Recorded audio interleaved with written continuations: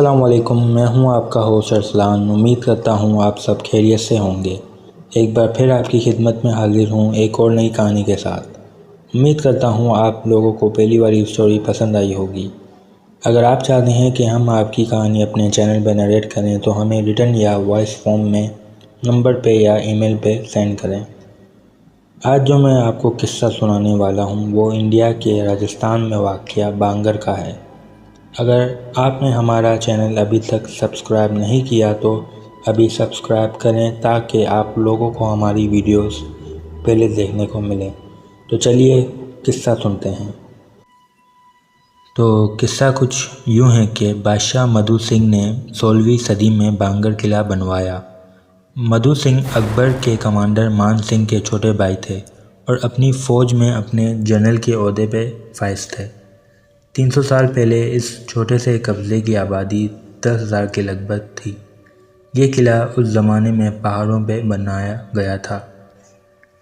ایک انتہائی پرسکون قلعہ تصور کیا جاتا تھا۔ اس پیمانے پہ رہنے کے لیے بنایا گیا تھا۔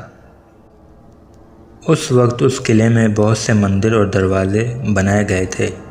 قلعوں کو چاروں طرف سے ایک مضبوط طریقے سے گھیرے میں لے لیا تھا تاکہ بیرونی دشمن براہ راست قلعے میں داخل نہ ہو سکیں۔ اس قلعے میں استعمال ہونے والے پتھر اتنے مضبوط تھے کہ آپ آج بھی ان پتھروں کو عمارت کی تعمیر میں استعمال کر سکتے ہیں۔ اس قلعے کے پیچھے کہانی یہ ہے کہ ایک زمانے میں رتناوتی نام کی ایک خوبصورت شہزادی اس قلعے میں رہتی تھی۔ ان کی خوبصورتی سے متاثر ہو کے آس پاس کی کئی ریاستوں کے شہزادے اس کے پاس شادی کی پیشکش لے کے آئے۔ وہ اکثر اپنی عزیز سہیلیوں کے ساتھ بازار جایا کرتی تھی۔ ایک دن جب وہ بازار کا دورہ کر رہی تھی تو ایک عطر کی دکان پہ رکی اور عطر کو سونگھ رہی تھی۔ اسی وقت سندھیا نامی ایک جادوگر اسے دور سے دیکھ کے آ رہا تھا۔ اس ریاست کا سب سے بڑا تانترک سمجھا جاتا تھا۔ اس کہانی کے مقصد کے لیے یاد رکھنے کی ایک بات اہم ہے۔ وہ شہزادی کی خوبصورتی سے اتنا متاثر ہوا کہ اس نے شہزادی کو اپنے لیے لینا چاہا۔ اس نے بہت کوشش کی لیکن وہ ناکام رہا۔ آخر میں اس نے تنتر منتر کا استعمال کرنے اور عطر میں وشیکرن کے کالے جادو کو ملانے کا منصوبہ بنایا جسے شہزادی عطر کی دکان سے خریدتی تھی۔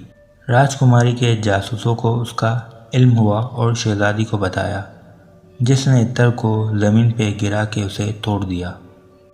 عطر کی بوتل پتھر پہ گرتے ہی ٹوٹ گئی اور عطر بکھر گیا۔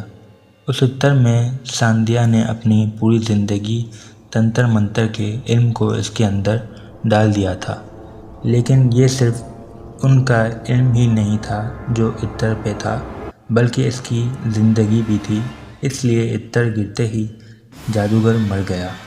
آخری سانس لینے سے پہلے اس نے بانگر قلعے میں رہنے والے لوگوں پہ لعنت بھیجی اور عہد کیا کہ قلعے میں کوئی زندہ نہیں رہ سکے گا اور نہ ہی کوئی وہاں رہے گا۔ وہ شہزادی کی خوبصورتی سے اتنا متاثر ہوا کہ اس نے شہزادی کو اپنے لیے لینا چاہا۔ اس نے بہت کوشش کی لیکن وہ ناکام رہا۔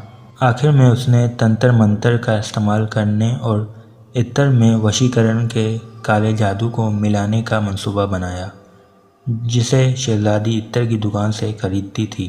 راجکماری کے جاسوسوں کو اس کا علم ہوا اور شہزادی کو بتایا، جس نے عطر کو زمین پہ گرا کے اسے توڑ دیا۔ عطر کی بوتل پتھر پہ گرتے ہی ٹوٹ گئی اور عطر بکھر گیا۔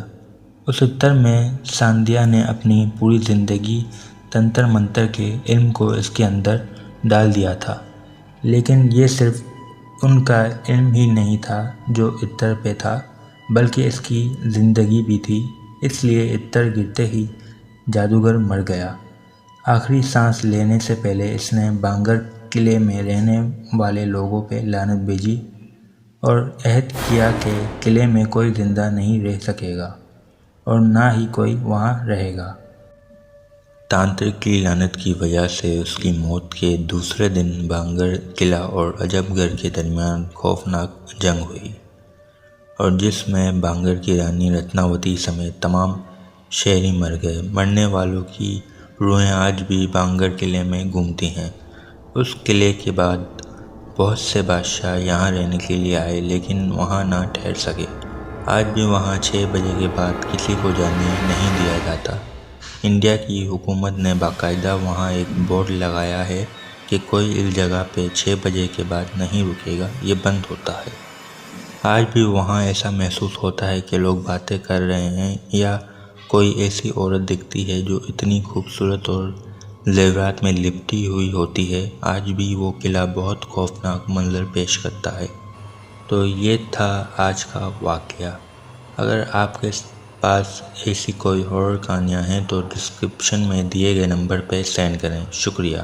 مزید ایسی ہارر کہانیوں کے لیے چینل کو سبسکرائب کریں اور بیل آئیکن کو کلک کریں تاکہ سب سے پہلے آپ کو ہماری ویڈیو دیکھنے کو ملے۔ دعا میں یاد رکھیے گا، آپ کا ہوسٹ ارسلان۔ پھر ملاقات ہوگی ایک اور نئی کہانی کے ساتھ۔ اللہ حافظ۔